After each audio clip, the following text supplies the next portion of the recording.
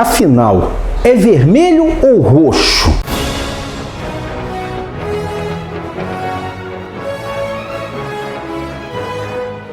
Olá, bem-vindo ao Fantasma Brasil. Durante muitos anos, os leitores brasileiros do Espírito que Anda tiveram como certo que a cor do fantasma era a cor vermelha.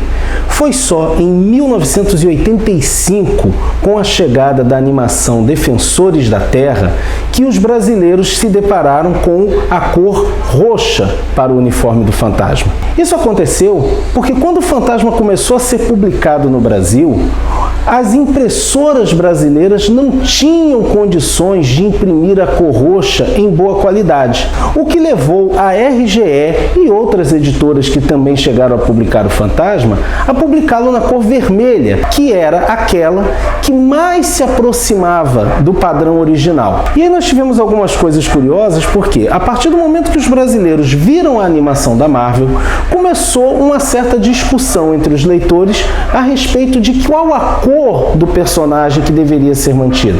Isso levou a editora Globo, que na época publicava o Fantasma, a fazer uma votação entre os leitores para decidir qual a cor que deveria ser mantida, se o vermelho ou o roxo.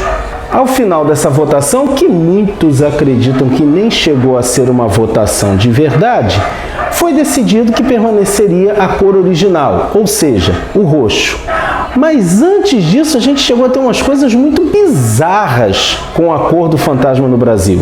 Nós chegamos a ter publicações em que ele aparecia vermelho na capa, roxo no miolo, roxo na capa, vermelho no miolo. Para dar uma noção a vocês de como essa mudança foi drástica, eu tenho aqui dois exemplares da mesma publicação da editora Globo. Na Fantasma Especial número 27, nós vemos na capa o fantasma na cor vermelha. E já no número 33, ele aparece em roxo. Então essa mudança foi realmente marcante e o fantasma a partir de então passou a ser conhecido aqui no Brasil na cor roxa. O que muita gente não sabe é que essa história da cor do fantasma é muito complicada. Em vários outros países, o fantasma é publicado também na cor vermelha, publicado em verde em alguns deles, em outros ele foi publicado numa mistura de marrom com amarelo. E é interessante a gente pensar como é que começa a saga da cor do uniforme do fantasma. Primeiro a gente tem que entender que quando o fantasma começou a ser publicado, era publicado em tiras preto e branco. Então essa questão da cor não era lá muito relevante. O fantasma era publicado em cinza, porque afinal de contas ele era preto e branco, com uma retícula. Retícula é um pontilhado que é utilizado para simular o que mesmo, Luiz? Foi só a partir do momento em que o fantasma começa a ser publicado a cores nas tiras dominicais que o problema começou. Não havia uma indicação das cores.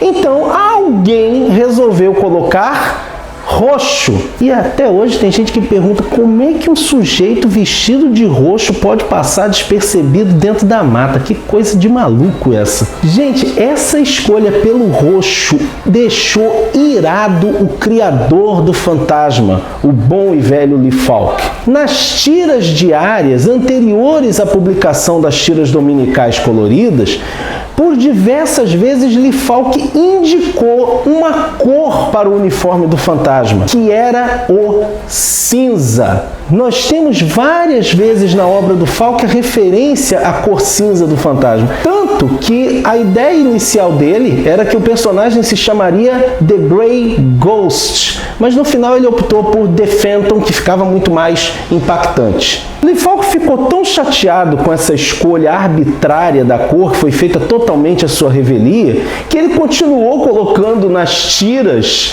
frases indicativas da cor cinza. Então, às vezes, você tinha uma coisa muito bizarra numa tira dominical, o Falk falando no uniforme cinza e o fantasma aparecendo em roxo. Foi só nos anos 50 que Falk resolveu ceder na sua ideia original e, mostrando toda a sua capacidade criativa, todo o seu lado de contador de histórias, criou uma belíssima explicação para a cor roxa do uniforme. Segundo Falk, o primeiro fantasma tingiu um tecido com o sumo de uma planta não venenosa, para que assim ele pudesse se parecer com o deus vingador dos Oaxaca, que eram uma tribo gigante que escravizava os pigmeus Bandar. E aí a gente vê como Falca conseguiu dar a volta por cima desse problema que foi criado na hora da colorização do fantasma e marcou para sempre esse personagem na cor que todos nós conhecemos e curtimos até hoje. Seja roxo, seja vermelho, verde, marrom, cinza, o grande barato é que o Espírito que Anda tem rendido excelentes histórias. Se você gostou do nosso vídeo, não deixe de curtir e compartilhar nas redes sociais. Se você está chegando aqui pela primeira vez e gostou do nosso trabalho, se inscreve no nosso canal e ativa o sininho para você ficar sempre por dentro de todas as novidades, ok? Vejo você por aí, hein?